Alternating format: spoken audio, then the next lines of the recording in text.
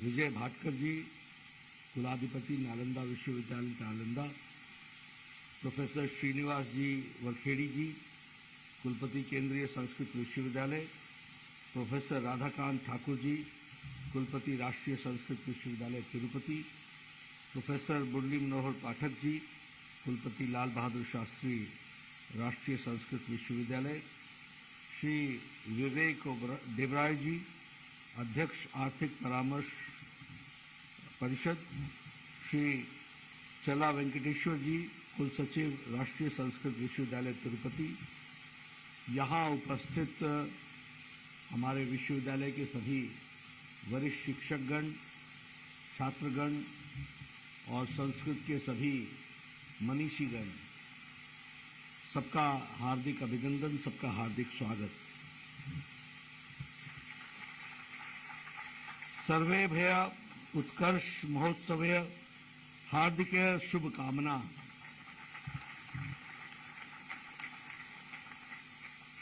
मेरा ये परम सौभाग्य है कि मुझे यहाँ इस कार्यक्रम में शामिल होने का सौभाग्य मिला और आप सब लोग आज उत्कर्ष उत्सव मना रहे हैं। इसमें मुझे भी अपने आप को शामिल करने का जो आपने मौका दिया है, उसके लिए सबसे पहले तो मैं आयोजकों का और आप सबका हार्दिक धन्यवादी हूँ कि मुझे ये मौका मिला है। मैं बैठा बैठा सोच रहा था, संस्कृत समझ में तो आती है, बोलना कठिन होता है। इसलिए मैं सोच रहा था कि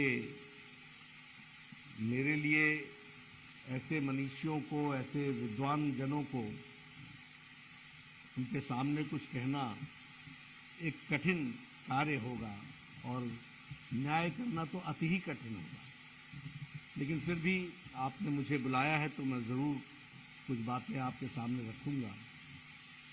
राजनीतिक प्राणी होने के नाते राजनीति से ही ज़्यादा संबंध रहता है और विद्या, शिक्षा, इन सब को कैसे प्रोत्साहित किया जा सके, यह एक राजनेता के दृष्टि से मेरी जिम्मेवारी बन जाती है और हमारी पार्टी की भी जिम्मेवारी बन जाती है। तो उसको भी आगे बढ़ाना यह हमारी जिम्मेवारी है।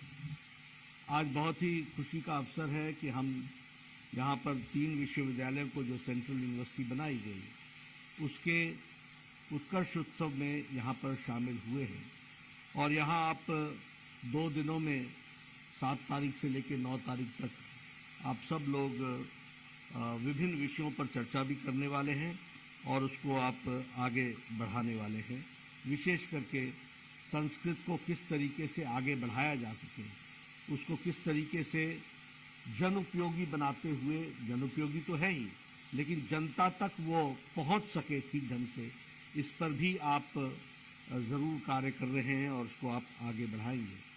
मुझे बताया गया कि आप ज्योतिषी से जुड़े हुए, संस्कृत से जुड़े हुए विषयों और विभिन्न आयामों पर भी चर्चा करने वाले हैं और ये बहुत ही आवश्यक है, क्योंकि ज्ञान, विज्ञान, अर्थ, मैथमेटिक्स, सबकी उत्पत्ति और जननी की जो बीज है वह संस्कृत है और संस्कृत के माध्यम से है। इसलिए संस्कृत सिर्फ भाषा नहीं है, संस्कृत विभिन्न आयामों को आगे बढ़ाने का रास्ता है और जो हमारा गोल्डन ट्रेजर, जो हमारा पुरातन ज्ञान है, उसको संजो के रखने वाली भाषा है तो वो संस्कृत है और उसको प्रतिपादित करते हुए आगे जनता तक पहुंचे, इसका जो आप सब ने एक सफल प्रयास किया है, उसके लिए मैं आप सबको बधाई देता हूं और अगले 2 दिनों में आप इस कार्य को आगे बढ़ाएंगे।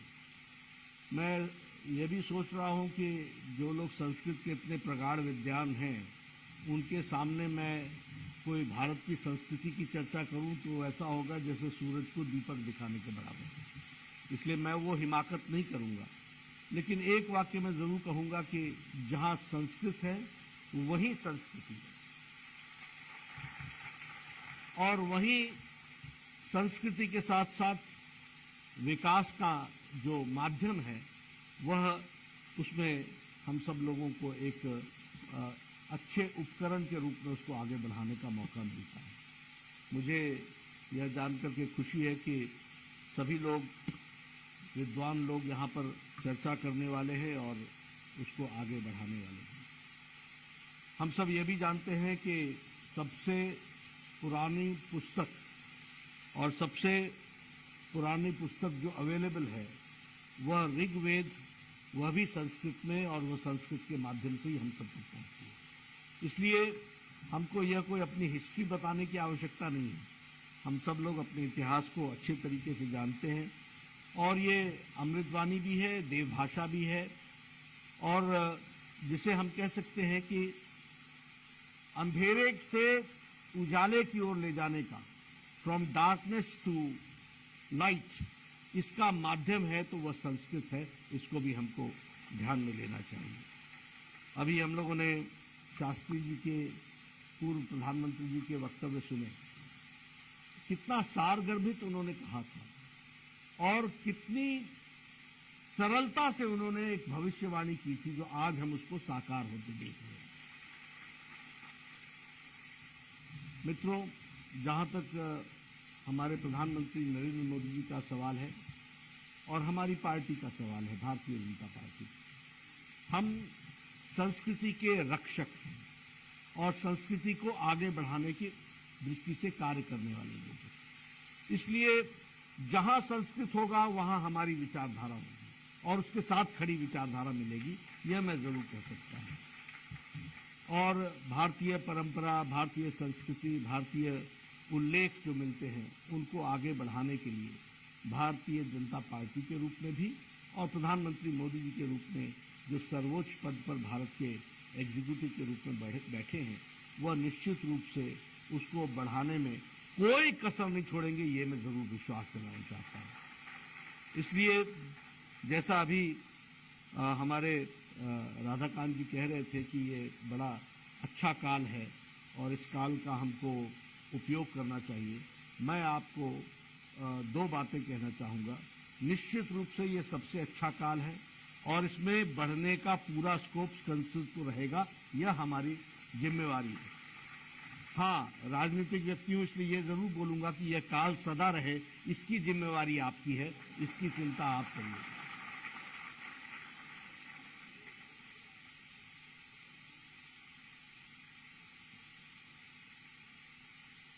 जहाँ तक मानवता का सवाल है, संस्कृत की बहुत बड़ी देन है जिसने हमें संस्कृति के साथ जोड़ करके गूढ़ विषयों को बड़े सरलता से जनता के सामने रखा है, लोगों के सामने रखा है। आज मैं जब मुझे विदेश में जाने का मौका मिलता है या कभी विदेशी संस्कृति के साथ भी जानने का अवसर मिलता है, तो मैं एक बात महसूस करता हूं कि भारत का जो मुकाबला नहीं है उसका मूल कारण अगर आप देखेंगे तो हमारी संस्कृति है। और फिर मैं कहूंगा कि संस्कृति का उत्पत्ति संस्कृत से। और इसलिए मैं कह रहा हूं क्योंकि बहुत से देश अभी मानवता के दृष्टि से कार्य करने के बारे में जो सोच रखते हैं वो बहुत ही प्रिमिटिव स्टेज पर है और हमारे यहाँ ये बहुत ही विकसित है, बहुत ही और बहुत ही धनी है। इसको मुझ जैसा व्यक्ति तो शब्दों में बयान नहीं कर सकता, लेकिन हाँ जरूर एक बात मैं कहता हूं कि यह हमारी ताकत जो है, जो रेजिलियंस है, वह हमारी संस्कृति से आता है। इसको भी हम कुछ नहीं जानते। बातें बहुत छोटी हैं। आपको पता चला होगा अभी कोरोना आया तो विभिन्न देशों में इंजेक्शन ले या न ले इस पर बहस हुई। विभिन्न देशों में आंदोलन हुए कि हम इंजेक्शन नहीं लेंगे, ये हमारे ह्यूमन राइट्स को चैलेंज करता है। विभिन्न देशों में अर्थ को संभालें या मानवता को संभालें, इस पर कंफ्यूजन बहुत लंबे समय तक रहा। लेकिन आप देखिए भारत, प्रधानमंत्री मोदी जी के नेतृत्व में बोल्ड फैसला लेने की ताकत प्रधानमंत्री जी की, लॉकडाउन लगा और 130 करोड़ के देश ने बिना पूछे उसको फॉलो किया लेटर और स्पिरिट में। ये हमारे देश की ताकत है। अगर उन्होंने कहा कि थाली बजाओ, अगर उन्होंने कहा कि दीप जलाओ, तो कुछ लोगों को अब बात छोड़ दे, जो जिनका काम विपक्ष में रहना है तो वो विपक्ष की जिम्मेदारी निभाते हैं। नहीं तो 130 करोड़ के देश ने बिना पूछे हुए इसको अक्षरशः पूरा किया। ये हमारी संस्कृति और ये हमारी ताकत, इसको भी हमको समझना चाहिए। और ये बातें बहुत छोटी, ये गौण होता है कि ऐसा यहां क्यों हुआ और बाकी देशों में क्यों नहीं हुआ। बाकी देशों में कोरोना से लड़ी सरकार, हमारे देश में कोरोना से लड़ी सरकार के साथ भारत की जनता। ये भी हमको समझना चाहिए। ये अंतर कैसे है? ये हमारी संस्कृति की देन है, ये हमारी ताकत है। मैं कई बार जाता हूं बाहर, हर एक को बोलता give me space, give me space. मैं कई बार सोचता हूं अब इनको कितना स्पेस दें। और हमारे यहां आप एक बस में चढ़ जाइए डीटीसी के, कितने सहनशीलता के साथ सब लोग एक दूसरे के साथ मिलजुल करके चले हुए हैं। आओ बैठ जाओ, चलो। ये ऐसे नहीं होता है।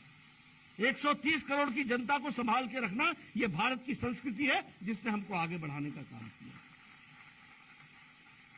तो इसलिए वो हर बात पर दिखती है, हर छोटी बात पर हमको दिखती है कि यह संस्कृति हमारी किस तरीके से इसको पूरा किया जाता है। सहनशीलता, सहिष्णुता, सबको बराबर का स्थान देना, सबको बराबर की सोच रखना, सत्य की खोज के लिए विपक्षी की बात को भी गहराई से सुनना, ये सब चीजें हम लोग में इनग्रेव्ड है। आप देखिएगा कभी कि हमारे ही समाज में दूसरे पक्ष को रखने वाले लोग अपने ही समाज में मिलते हैं जो बखूबी उस विषय को रखते हैं। इसका कारण क्या है?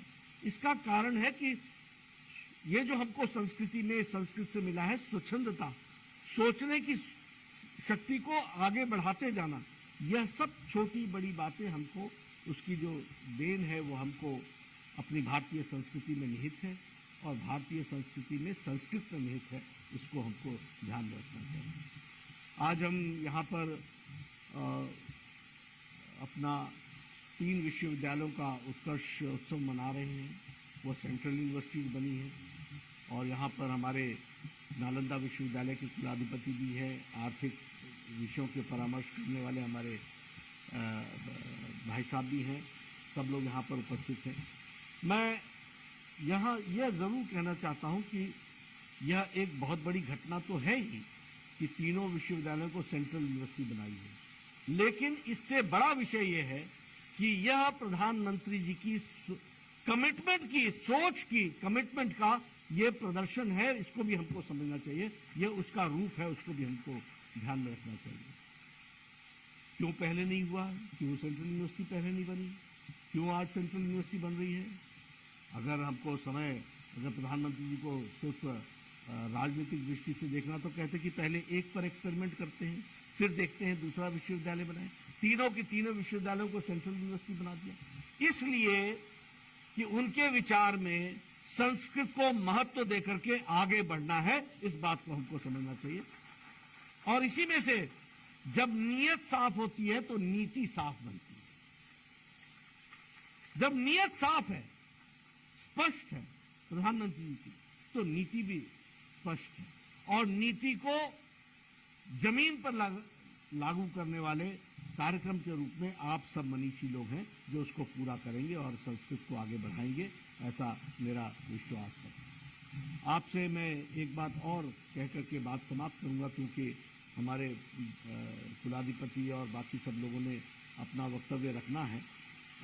जहाँ तक नेशनल एजुकेशन पॉलिसी का सवाल है, एक तो इसमें भी आप समझ लीजिए कि चाहे नेशनल हेल्थ पॉलिसी हो, चाहे नेशनल एजुकेशन पॉलिसी हो, ये दोनों ही पॉलिसीज 2014 के बाद आदरणीय प्रधानमंत्री जी के नेतृत्व में इस पर काम हुआ। लोगों को जोड़ा गया, समावेश किया गया, सबके विचार सुने गए, लाखों में सजेशंस आए, हजारों में उसको जोड़ा गया और जोड़ने के बाद ये हमारी नेशनल हेल्थ पॉलिसी भी और नेशनल एजुकेशन पॉलिसी भी है। मैं ये बड़े गौरव के साथ कह सकता हूं भारतीय जनता पार्टी के अध्यक्ष के रूप में कि दोनों ही पॉलिसीज, नीतियां हमारे वो भारत के को ध्यान में रखते हुए कोई विदेशी नीति नहीं है, ये भारत की जमीन से और जड़ों से जुड़ी हुई नीति है, इसको भी हमको ध्यान में रखना है। और जहां तक शिक्षा नीति का सवाल है, एक बहुत अच्छी नीति बनी और उसमें भाषा के बारे में और भाषा में संस्कृत का जो स्थान दिया गया है और संस्कृत के बारे में जो चिंता व्यक्त की गई है और चर्चा हुई है और चर्चा होने के बाद उसको जो ऑब्जेक्टिवली आगे बढ़ाने का प्रयास हुआ है, यह उस नीति में से निकलता है। इसलिए हम ये जरूर कहेंगे कि हमारे शिक्षा नीति जो है वो भारतीय परिवेश को ध्यान में रख करके बनी है और उस भारतीय परिवेश में संस्कृत का जो मुख्य स्थान है उसको ध्यान में रखते हुए यह नीति आगे बढ़ी है।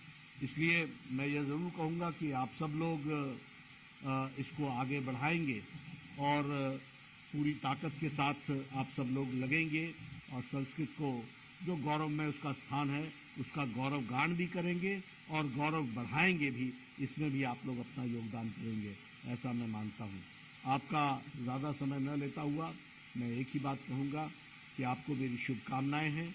आप सब लोग इस काम में जुड़िए और पार्टी की तरफ से, सरकार की तरफ से आपका प्रोत्साहन बना रहे और आपको प्रोत्साहित करने के लिए जो जो आवश्यक कदम सरकार को समय समय पर उठाना पड़ेगा वो हम जरूर उठाएंगे। हमारी सरकार प्रोएक्टिव सरकार है, प्रो रिस्पॉन्सिव सरकार है और रिस्पॉन्सिबल सरकार है। ये जवाबदेह सरकार है और प्रोएक्टिव है। आप नहीं आए थे ज्ञापन लेकर के कि केंद्रीय विश्वविद्यालय बनाओ, ये प्रधानमंत्री जी की सोच है, जो इसलिए मैं कहता हूं, ये कहने के लिए नहीं है कि ये प्रोएक्टिव सरकार है, ये हम करके दिखा, हमारे मोदी जी ने उसको करके दिखाया है और प्रो रिस्पॉन्सिव है।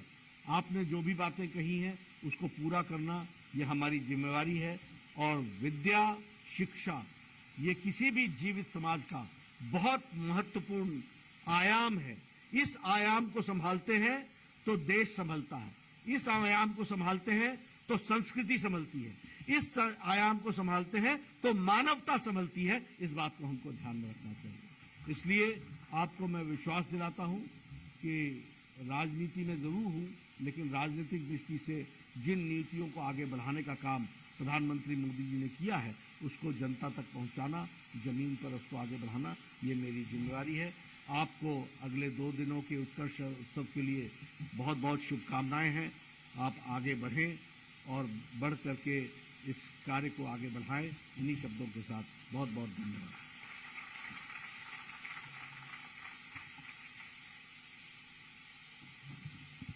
ज्ञानी